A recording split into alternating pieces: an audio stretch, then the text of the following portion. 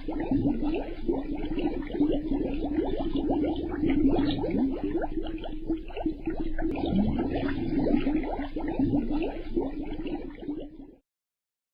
الله الرحمن الرحیم. ان الحمد لله نحمده و نستعینه و نستغفره و نعوذ بالله من شرور انفسنا و من سیئات اعمالنا. من یهده الله فلا مضل له و من یضلل فلا هادی له و اشهد ان لا اله الا الله وحده لا شریک له و اشهد ان محمدا عبده و رسوله. به برنامه خودتون، برنامه شقایق، خوش اومدید. بهترین سلام ها تقدیم شما بزرگواران. السلام علیکم و رحمت الله و برکاته. نظام خانوادگی رسول خدا صلی الله علیه و آله و سلم به عنوان الگوی خانواده خوشبخت مسلمانی که میخواد از ایشون الگو برداری بکنه، بحث و موضوعی است که به درازا و پهنای تاریخ امت مسلمان در خودش موضوع و جای سخن گفتن داره. چرا که رسول خدا صلی الله علیه و آله و سلم به عنوان پیامبر خاتم و الگوی هدایت، برنامه‌ها و راهنمودهای جاویدان و همیشگی برای درست زیستن در تاریخ بشر به ثبت رسوندند که همه اونها وحی الهی و دستور و لطف الهی نسبت به بشریت بوده که در قالب نزول آیات قرآن کریم و تبیین اون در بخش دیگری از وحی، یعنی در سنت رسول خدا صلی الله علیه و آله و سلم، به روشنی در اختیار ما قرار گرفته.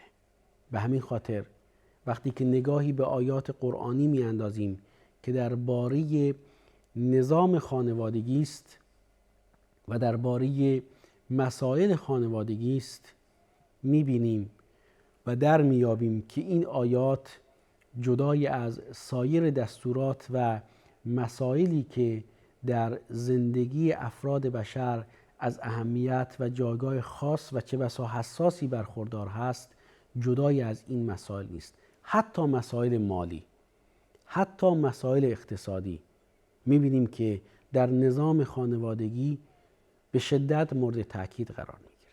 همین مهریه یا صداقی که تعیین میشه تا آقایی که قصد ازدواج با خانمی رو داره یا پسری که قصد ازدواج با دختری رو داره این مهریه رو پرداخت بکنه، از جمله همین قوانین هست. چرا گفته میشه عقد ازدواج پیمانی است مبارک و خجسته، مبتنی بر اصول، ضوابط و مسائلی که رعایت و پاسداشت اون در طول زندگی مشترک با شریک زندگی به عنوان همسر باعث میشه که خانواده‌ای که اینگونه شکل گرفته و اینگونه عمل کرده با التزام و پایبندی به این اصول اخلاقی و حتی شرایط فقهی، خانواده خوشبختی باشه.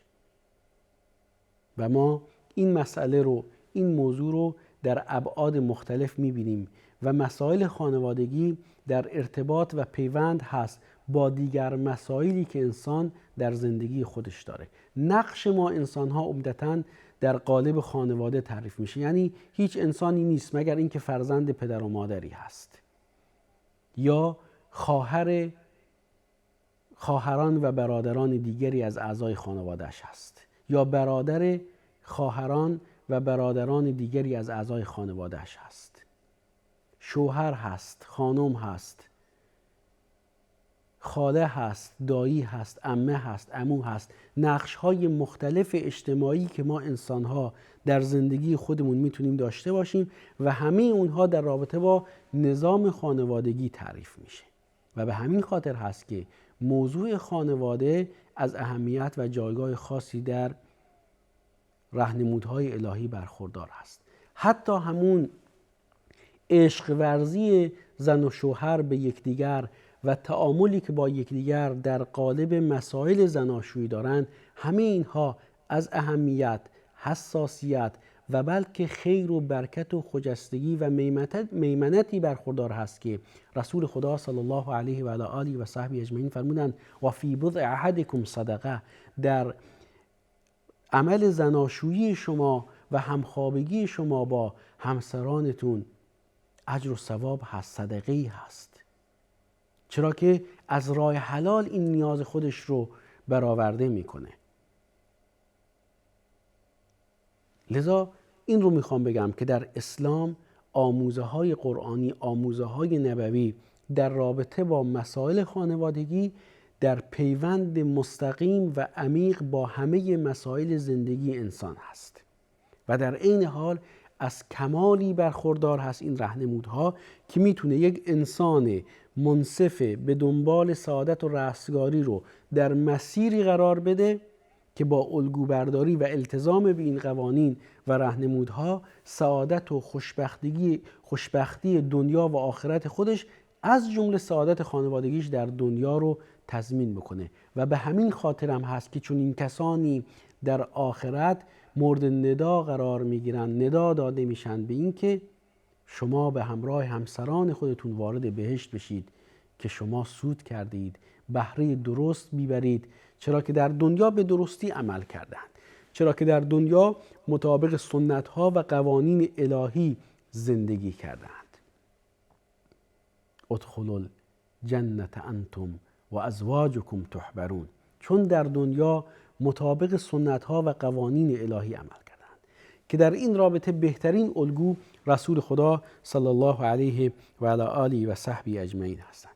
ببینید اهمیت خانواده، اهمیت موضوع زنان در زندگی و جایگاه اونها در نقش‌های مختلفشون به عنوان مادر، به عنوان فرزند دختر، به عنوان خواهر، به عنوان خاله، همه اینها هر کدومش اهمیت و جایگاه خاص خودش رو داره که مرتبط با مسائل مالی هم است. ما سوره نساء رو در قرآن کریم داریم. نساء یعنی زنان که در این سوره مسائل مالی و ارث و میراث و مسائل اقتصادی به میان میاد. من فقط یک نمونه رو ذکر میکنم. در این سوره در آیه 32 الله متعال میفرماید ولا تتمنوا ما فضل الله به بعضکم علی بعض، تمنا نکنید آنچه رو که الله متعال به دیگران بیشتر داده و بدین ترتیب در عطا و بخشش برخی رو بر برخی دیگر برتری داده. طمع نکنید در داشته های دیگران. همین فرموده الهی، همین راهنمود الهی در آیه 32 سوره مبارکه نساء کافیه تا خانواده ها چشم و همچشمی رو کنار بگذارن.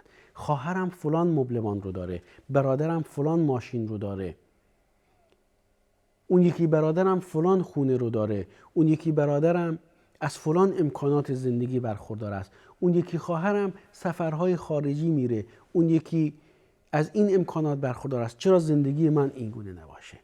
آیا چنین سخنانی غیر از اینه که تلخی و ناکامی رو به دنبال خواهد داشت؟ همون خوشی‌هایی رو که در زندگی هست به کام ما تلخ خواهد کرد. به همین خاطر رسول خدا صلی الله علیه و آله و سلم فرمودند که در امور دنیوی به بالا دست خودتون نگاه نکنید، که این انسان رو از ادای شکر باز می‌داره. شکرگزار نعمت‌هایی باشیم که ازش برخورداریم.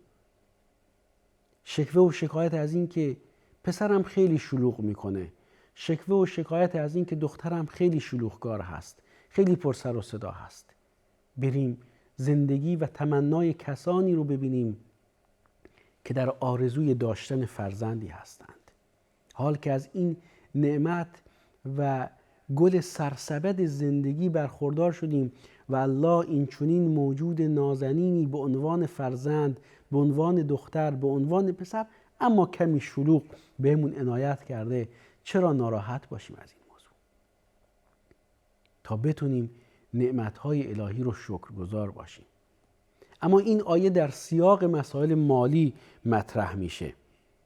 للرجال نصیب مما اکتسبوا وللنساء نصیب مما اکتسبن.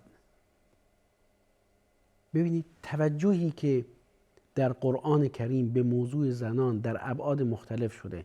برای مردان از آنچه که کسب میکنن به دست میارن نصیبی است، که معنای آیه عام و فراگیر است. عملکرد انسان رو میرسونه. کسبی که انسان یا دستاوردی که انسان در نتیجه عملکرد خودش داره، از جمله مسائل مالی. وللنساء نصیب مما اکتسبن. و بر همین اساس هست که ما میبینیم که رسول خدا صلی الله علیه و آله و سلم بر ادای مهریه زنان تاکید میکنند. در حدیثی که در صحیح بخاری میاد، یه عده‌ای در یک پزرفتاری و رفتاری فرمایشی میان مهریه غیر معقول و غیر قابل پرداختی رو تعیین میکنند که میخوان از این طریق فرزند دختر خودشون رو گرامی بدارن. بگن دختر ما از دختر فلانی چی مگه کم داره؟ سال تولدش باشه تعداد سکه هایی که به عنوان مهریه باید ثبت بشه. خب این دینی هست که بر گردن مرد هست، ولی اگر توانش رو داره اشکالی نداره. اگر آقای داماد توانش رو داره اشکالی نداره، دینی هست بر گردنش، بلکه واجب هست بر او که این دین رو ادا بکنه. اما سوال اینه که ما چرا ارزش‌های الهی و راهنمودهای الهی رو از اون قالب و شکل حیات بخش و سعادت بخش اون خارج بکنیم و با پزرفتاری و پز دادنهایی که نمونهش رو ذکر کردم خودمون رو در تنگناهای زندگی قرار بدیم. و بر همین اساس هست که به هر نکته‌ای از نکات و مسائل مرتبط با نظام خانوادگی که میپردازیم میبینیم که در راهنمودهای الهی پیرامون این نکته و موضوع ظرافت‌هایی وجود داره که فهم اون ظرافت‌ها، عمل به اون راهنمودها سعادت دنیا و آخرت انسان رو تضمین میکنه، که از جمله این ضمانت‌ها سعادت خانوادگی است. احساس خوشبختی در خونه و همراه دیگر اعضای خانواده است.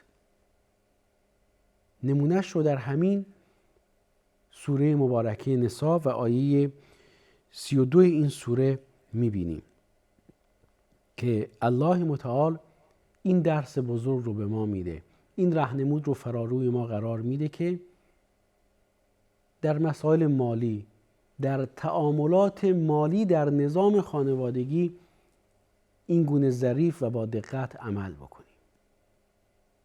آیات در این رابطه بسیار هست. در سوره مبارکه بقره مفصلا پیرامون این موضوع الله متعال آیاتی رو نازل فرموده که هرچند حاوی مسائلی فقهی و احکامی است، اما حدود، مقررات و دستورالعمل‌هایی رو نشون میده و معرفی میکنه که در فقه خانه و خانواده و درک درست یا بینش عمیق و دقیق نسبت به مسائل خانوادگی روی دیگری هم داره و این رو میرسونه که برنامه و دستورالعمل قرآن و سنت برای خوب زندگی کردن و درست زندگی کردن کامل هست، بی‌نظیر هست، مثل و مانند و نمونه نداره.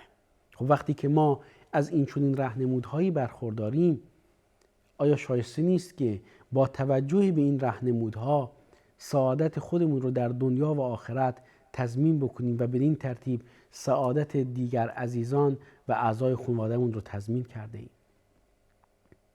الله متعال اهمیت و حساسیت این موضوع رو بدین شکل بیان فرموده که ای کسانی که ایمان آوردید خودتون و خانواده‌تون رو از عذاب الهی نجات بدید. یا ایها الذین آمنوا قوا انفسکم و اهلیکم نارا. رهانیدن خودمون و خانواده‌مون از عذاب الهی مستلزم فهم زندگی، مستلزم فهم توحید، مستلزم عمل به توحید، مستلزم عمل کردن به راهنمودها و دستورات الهی است و پیروی از رسول خدا صلی الله علیه و علی آله و صحبه اجمعین. چقدر اهمیت میدیم به اینکه مثلا فرزندمون علاوه بر زبون مادری خودش یک زبان خارجی هم یاد بگیره. این خیلی خوب هست، خیلی ارزشمند هست، اما در کنار این ارزش بالاتر و مهمتر اینه که ما نسبت به مسائل معنوی اونها توجه داشته باشیم. 12 سال تمام تا مرحله دیپلم فرزند ما بره درس بخونه و مسائلی رو یاد بگیره. این وظیفه ماست، جزو واجباتی است. تأمین اسباب و لوازم مورد نیاز فرزند برای آموزش و کسب علم یک وظیفه شرعی در حد توان پدر هست. اما وظیفه مهمتر اینه که به معنویات و امور ایمانی فرزند خودمون اهمیت بدیم، بلکه همین آموزشی که میبینه اسبابی باشه، ابزاری باشه در خدمت ایمانیات و مسائل ایمانی فرزند ما که جزو شروط و البته متضمن و ضامن سعادت دنیا و آخرت اوست. آیا از فرصت‌هایی که الله متعال به ما عنایت کرده درست استفاده می‌کنیم؟ شرایطی پیش اومد، مساجد بسته شد، شرایطی پیش اومد که به خاطر همه‌گیری یک بیماری شعائر دینی همچون نماز جماعت، همچون تراویح، همچون قیام رمضان در خونه برگزار میشه. خب چه فرصت خوب و مناسبی است برای اینکه دست فرزند خودمون رو بگیریم و در این عبادت‌ها شریکشون بکنیم. حلقه های قرآنی در خونه تشکیل بدیم.